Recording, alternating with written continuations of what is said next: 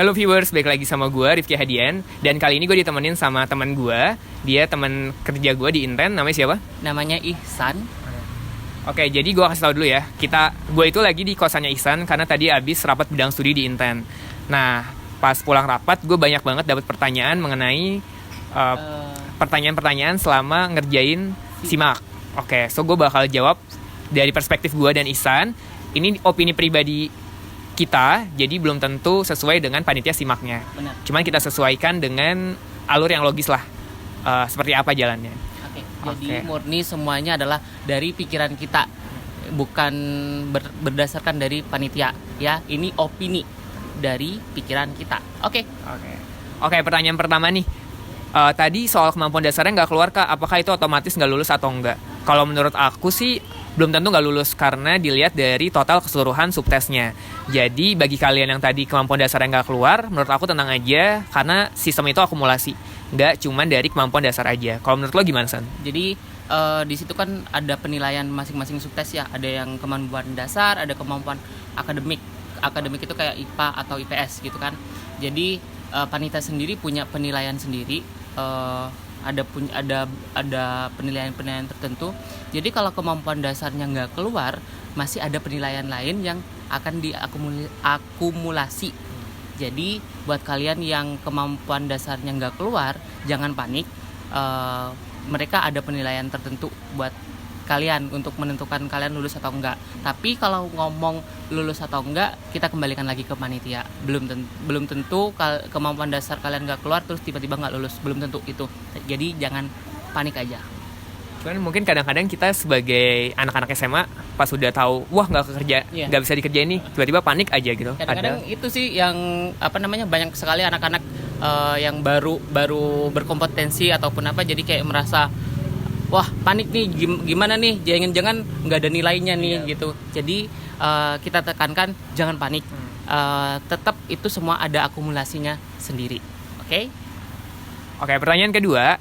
Tadi ada yang udah ngerjain, terus tiba-tiba keluar. Yang udah dijawab ke-save nggak sih, Kak? Menurut aku ke-save, karena sistemnya adalah ketika kalian udah jawab, terus tiba-tiba keluar, seperti yang ada di peraturan, itu akan ke-save sama sistemnya. Dan itu udah dikasih tahu sama pihak UI-nya. Jadi menurut aku tenang aja, karena itu bakal ke-save. Kalau menurut lo gimana, San? Nah, baik lagi. Itu kan kita berbicara sistem ya. Terus sistem yang dirancang sama panitia pasti sudah canggih nih, gitu. Nggak mungkin sekelas SIMAK UI itu membuat sistem yang ecek-ecek gitu. Ecek-ecek itu ibaratnya ya biasa aja gitu. Nah, pasti kalian ketika sudah mengerjakan auto save lah itu. Jadi sudah kesimpan di situ. Jadi jangan panik. Lagi-lagi jangan panik di situ. Tetap apa yang sudah kalian kerjakan sama panitia sudah ke-record karena sistemnya sudah secanggih itu. Nah, pertanyaan menarik lagi nih. Jadi tadi udah waktu ujian nih, udah mau selesai. Biasanya kan countdown-nya 2, 1, 0 kan. Nah, ini ada yang sampai -1, -2. Nah, itu gimana tuh Kak menurut Kakak gitu? Kalau menurut aku pribadi, ketika udah sampai 0, itu udah habis. Jadi udah total semua kalian dikerjain pas di tahap countdown-nya 0 itu. Jadi menurut aku nggak masalah sih, jangan takut kayak yang awal-awalnya nggak ke-save. Ya, atau belum ke-submit atau gimana, kan menurut aku udah otomatis. Kalau menurut lo gimana, San? Sebenarnya itu bukan masalah yang begitu urgent ya. Bukan juga masalah yang waduh kira-kira mempengaruhi nilai nggak sih gitu. Menurutku enggak sih. Tapi yang mungkin yang akan ke-record sama mereka countdown yang sampai 0 aja itu. Jadi lagi-lagi nggak akan pengaruh ke penilaian kalian ya. Karena ini mekanisme sama sih kayak yang tadi, misalnya udah di akhir-akhir nih, tiba-tiba kamu keluar, terus pas masuk lagi waktunya udah habis. Ya udah, berarti yang kamu jawab, yang kerekam itu adalah jawaban terakhir kamu sebelum keluar.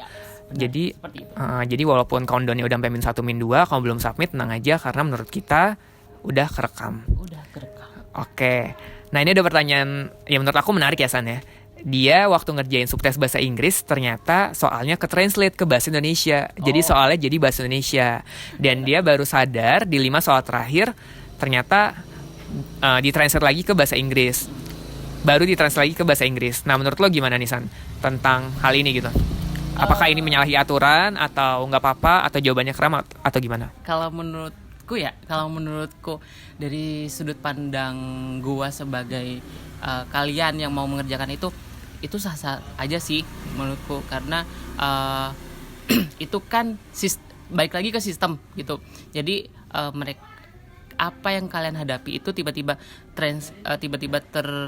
diterjemahkan dengan otomatis, ya itu menurut gua nggak apa-apa, nggak ada masalah gitu. Terus balik lagi kalau dari sudut pandang panitianya, mungkin apa ya, itu panitianya tahu gitu.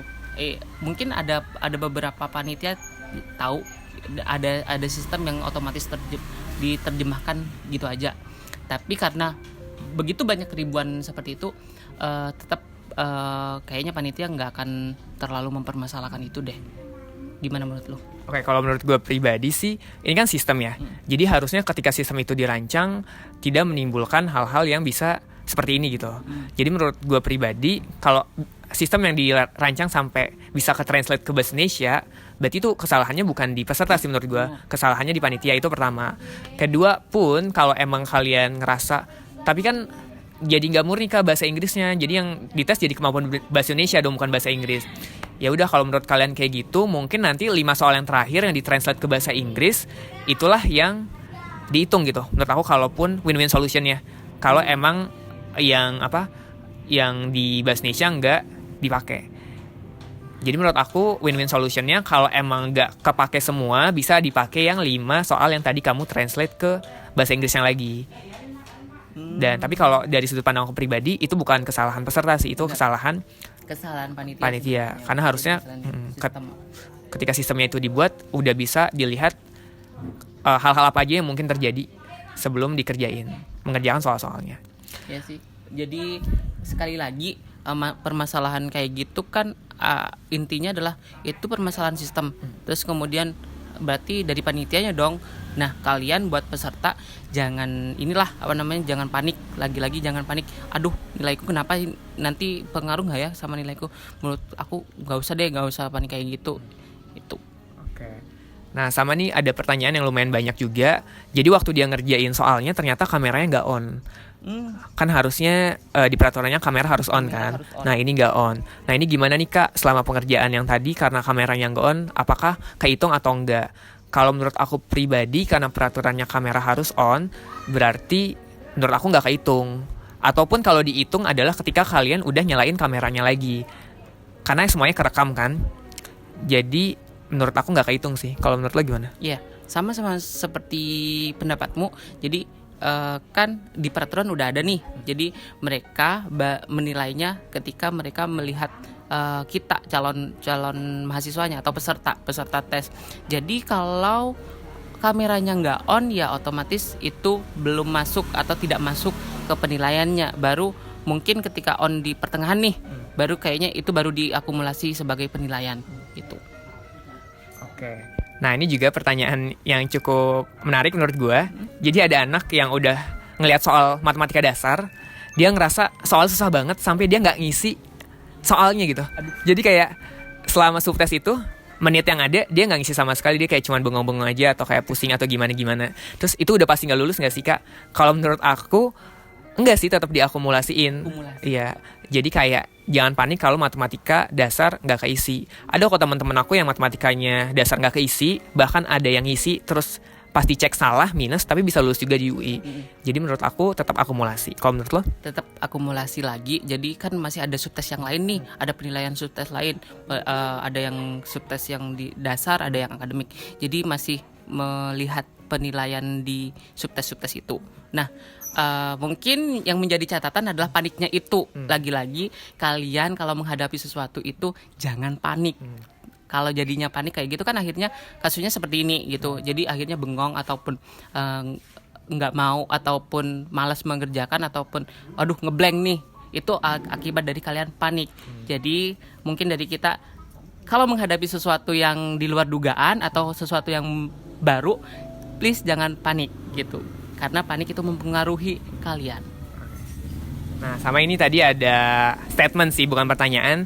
Kak, tadi tiba-tiba hujan, terus kayak internet tiba-tiba lemot gitu. Tadi kan sempat hujan kan, iya. Hujan. Waktu ngerjain terus sempat lemot gitu. Cuman aku bisa ngerjain sih Kak, cuman jadi ngerasa panik aja, terus pas panik ngerjainnya jadi nggak maksimal atau gimana? Menurut kakak gimana?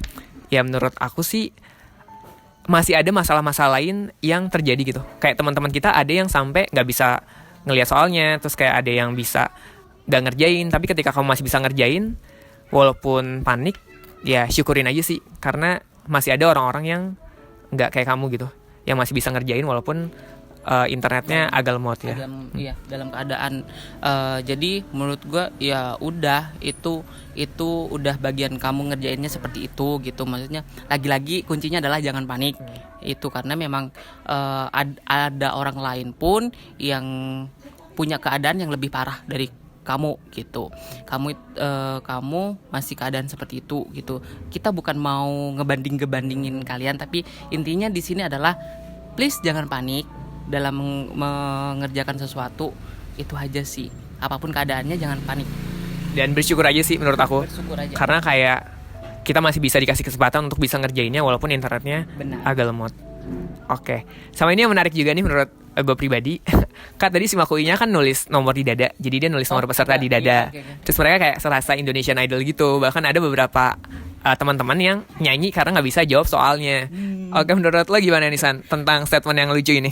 Oke, tapi itu menurutku terobosan yang menarik. Jadi kayak ya itu adalah kreativitas panitia juga sekaligus kayaknya biar peserta pun merasa dikondisikan merasa sebagai peserta ajang kompetisi yang besar gitu, kompetisi yang besar gitu. Menarik sih, menarik, lucu kayak gitu. Apalagi sampai ada yang peserta yang ketika ngeblank terus tiba-tiba menyanyi, imajinasinya kan luar biasa gitu.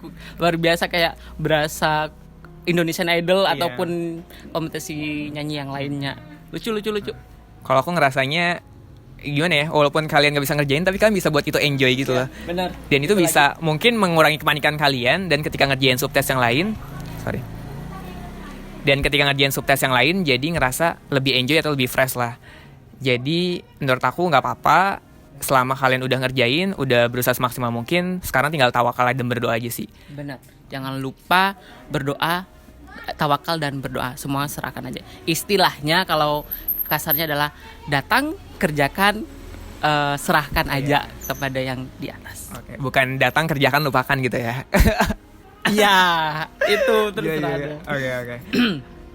Oke, itu sih kita harap semoga kalian bisa masuk ke pilihan pertama kalian. Amin. Terus kalau ada yang tadi nggak bisa ngerjain subtes atau yang lainnya, jangan panik karena masih ada subtes yang lainnya.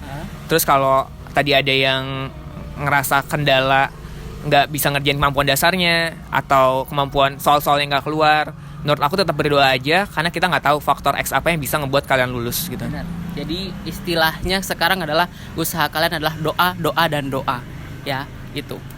Ada lagi nggak yang pengen lo sampaikan tapi belum kita sebutin? Menurut gue udah sih, tapi secara kurang lebih buat kalian-kalian yang masih berjuang nih, jangan patah semangat karena perjalanan kalian masih akan panjang lagi gitu. Maksudnya adalah di sini masih ada kesempatan yang menunggu lagi buat kalian. Jadi intinya jangan patah semangat gitu.